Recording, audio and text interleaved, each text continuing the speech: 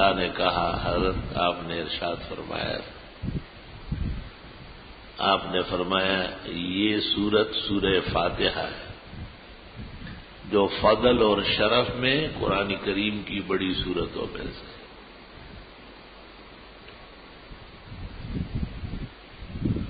اللہ اکبر و کبیرہ۔ حضرت ابو سعید خدری رضی اللہ عنہ اور ان کے کچھ رفقا کسی سفر میں تشریف لے گئے تھے۔ اچھا بیٹھ جاؤ، آئندہ خیال رکھو۔ تو قریب میں آبادی کے اندر اس قبیلے کے سردار کو سانپ نے ڈسا تھا۔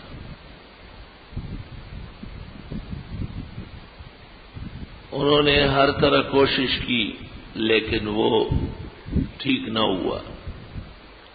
ان کو بتایا گیا کہ یہ سفید پوش آئے ہیں اور نبی آخر زمان کے ماننے والے ہیں،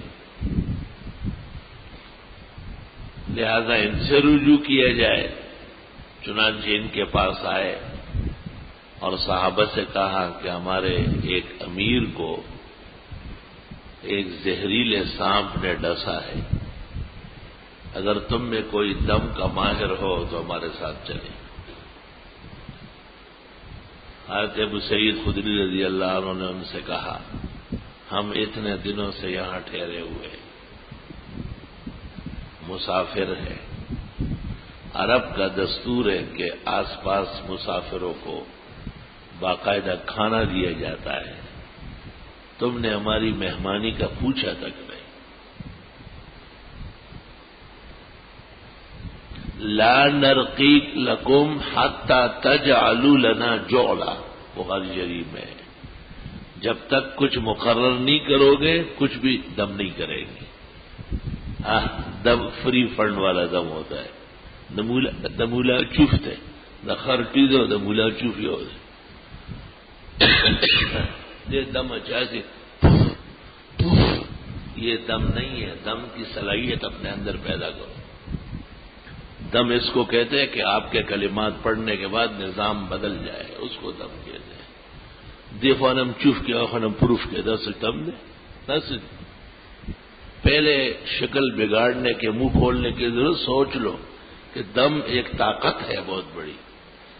دم ہی تو نکلا ہے آپ کا، اس لیے مارے جا رہے ہیں جگہ جگہ۔ سب کام کرتے ہو لیکن دم نہیں جانتے ہو، یہ خالی ہنس لیتے، دان نکال لیتے، بس آگے قیمتی بات کو ہنسی میں ختم کر دیتے۔ یہ پیغمبر کا صحابی ہے، قافلے کے سامنے ان کو کہہ رہا ہے ہم نہیں دم کریں گے، آپ نے ہماری توہین کی ہے۔ تو پہلا پتہ یہ چلا کہ دم اکرام میں اور تعظیم میں مؤثر ہوگا، بے ادبی میں مؤثر نہیں ہوگا۔ انہوں نے کہا کہ ہم بھیڑ بکریوں کا ایک ریوڑ دینے کے لیے تیار ہیں۔ 3 روایتیں ہیں، بخاری اور مسلم میں ہیں کہ اس ریوڑ میں 30 بکریاں تھیں۔ ابو داؤد شریف میں ہے کہ 80 بکریاں تھیں، اور ایک روایت اور ملی ہے 120 تھی۔ تو ایسا ہو سکتا ہے کہ دودھ دینے والی کامل بکریاں 30 ہو اور ان کے ساتھ کچھ اور بھی بڑی بکریاں ہوں، ان سمیت 80 ہو جائے، اور شیرخوار بچے 2 3 ایک بکری کے ساتھ لگے ہوتے ہیں، وہ جمع کر کے 120 ہو جائے۔ مجھے بکریاں نہیں گننی ہے، مجھے تو آپ کا بھلا کرنا ہے، آپ کو انسانیت سکھانی ہے۔ تو قرآن شریف کے 30 پارے،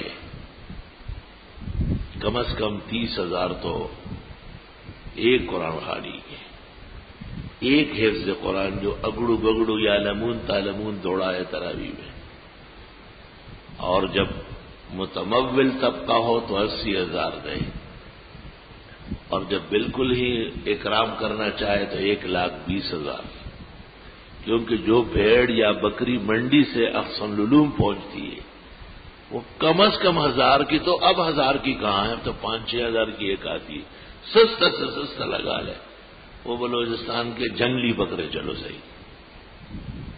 بس اس کا کام کیا ہے؟ خالی ہنسنا، منہ کھولنا. اب مسئلے کو ٹس ٹس کا ختم کر دیے. سنجیدگی سے سنا کرو، یہ گپ نہیں ہے. احادیث اور فقہ کا مغز ہے اور تمام مولویوں کے ٹکر میں اصح سے ثابت ہے کہ حضرت ابو سعید نے جب ان کے ساتھ معاہدہ کیا تو 3 دن تک صباحاً و مساء. اب دم کے آداب دیکھو، دنیا کا کون سا مولوی ہے جو 3 دن دم کرے گا؟ اور وہ کون سا بیمار ہے جو 3 دن تک صبح و شام آئے گا؟ یہ تو سب سے رف ٹف کام دم کو سمجھتے ہیں. انہیں شرم نہیں آتی کہ عیسیٰ علیہ السلام قرآن میں کہتے انفخ فیہ فیکون طیرا باذن اللہ. دم کر کے دکھاتا ہوں، ہاتھ کا بنائے ہوا ایسا اڑ جائے گا ہوا میں.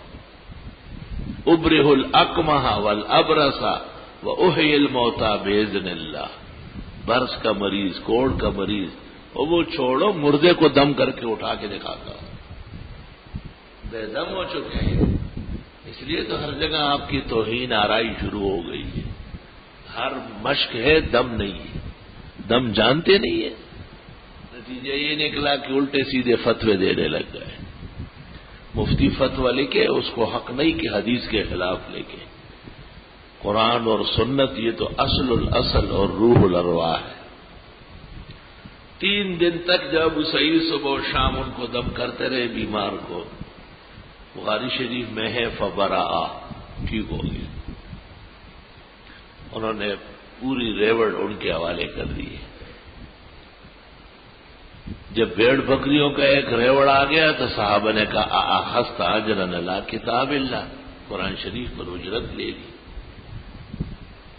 چنانچہ جب مدینہ منورہ پہنچے، خدمت اقدس میں عرض کیا. آپ نے ابو سعید سے پوچھا کون سی سورت پڑھی؟ کہا سورہ فاتحہ. آپ نے فرمایا یہ ہر مرض کی شفا ہے، بہترین رقیہ ہے، دم ہے.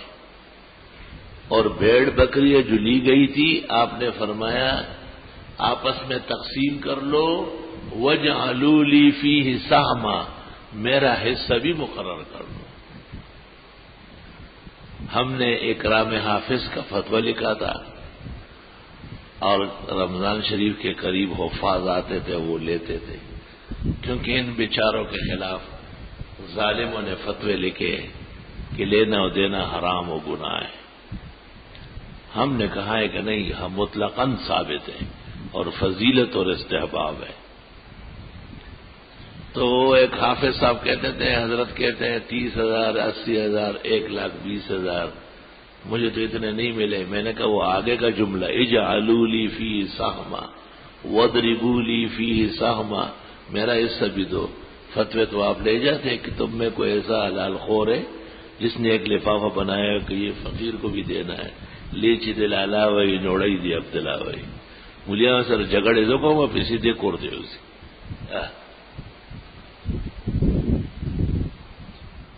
لا الہ الا اللہ.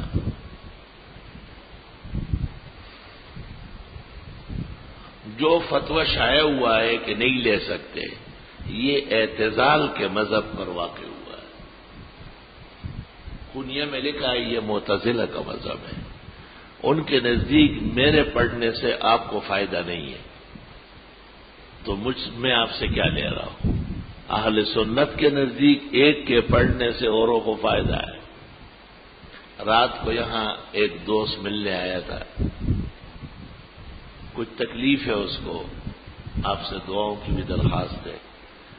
اچانک ان کو وہ تکلیف اتنی بڑھ گئی کہ بہت حیرانگی ہو گئی. میں نے کچھ طلباء کو بٹھایا اور ان سے قرآن شریف پڑھوایا اور پھر اس بیمار کے لیے دعا کی. یقین کر لے ابھی صبح فون آیا کہ وہ بالکل ٹھیک ہو گیا. پیغمبر نے نبوت کی زبان سے کہا ہے یہ سورت شفا کی ہے. استاد محترم حضرت مولانا مفتی ولی احسن صاحب، شیخ الحدیث جامعہ اسلامیہ بنوری ٹاؤن فی حیاتی، مفتی اعظم